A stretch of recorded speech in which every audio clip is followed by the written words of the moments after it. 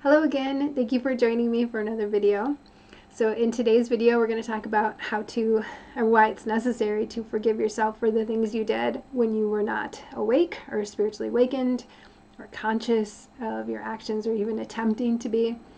And we all know what it's like to really regret something that we've done. If you were basically kind of walking through a pain bubble, shame bubble, a set of circumstances that were essentially impossible to really gracefully navigate in your earlier life.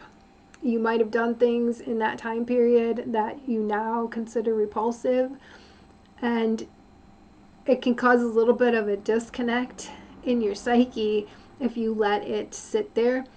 If you take a second, this is a good way to test where you actually are at with all of this. And when you're awakening, you want your consciousness to be able to have access to the full timeline of your life so that all of the memories of your past are available to you, and you can actually orchestrate a future that makes sense to your heart-centered nature now. And it's hard to do that when you're still dissociating and running from shame, running from pain, running from potential consequences, running from just discord, and not dealing with things with a presence, and letting God be there, the divine source self be there in those moments. And it's it takes a little work to get there, to fully open up your whole consciousness to the entirety of your lifeline, but it is a possible thing to do. And I think you can really notice then patterns, karma, the nature of reality itself becomes a little bit more clear to see when you have all the memories of your life.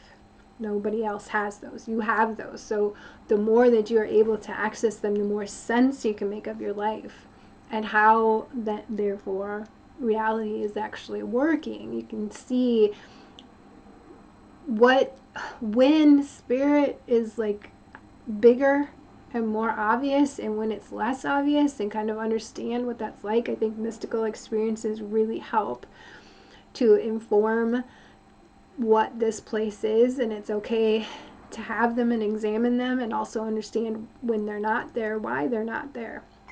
And that all really adds so much information to your own, I don't know, making reality a little bit more enjoyable and magical, and where you're feeling like you have a sense of power and not victimhood, which really helps to calm your fight or flight mechanisms, right? But you have to come to terms with what you did and why you did what you did.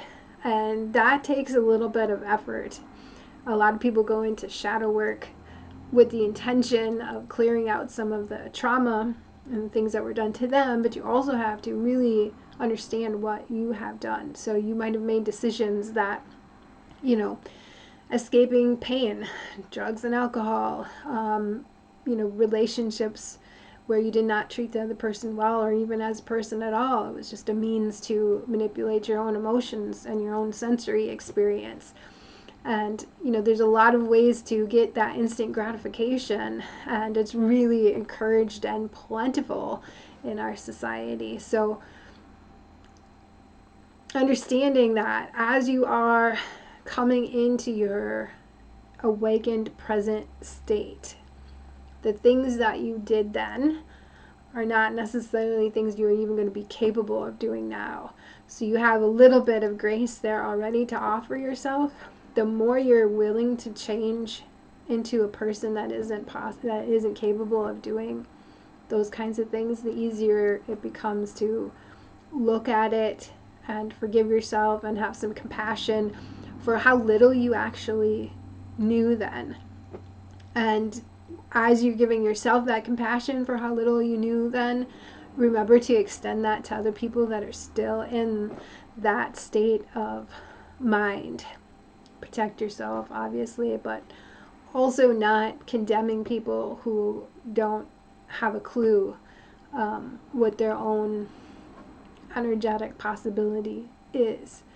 And that does help to make things a little bit easier as you're going through things. We just don't have a lot of avenues for redemption, for like true redemption. It's like one little blemish on your record is really hard to, whatever that may be.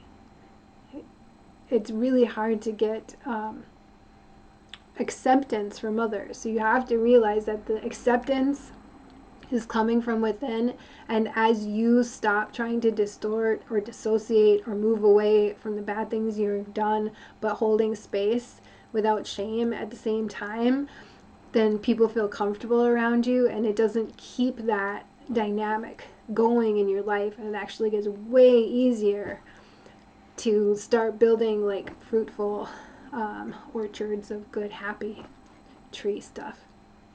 Whatever. So, okay. I hope you're well, and I will see you again soon. Take care.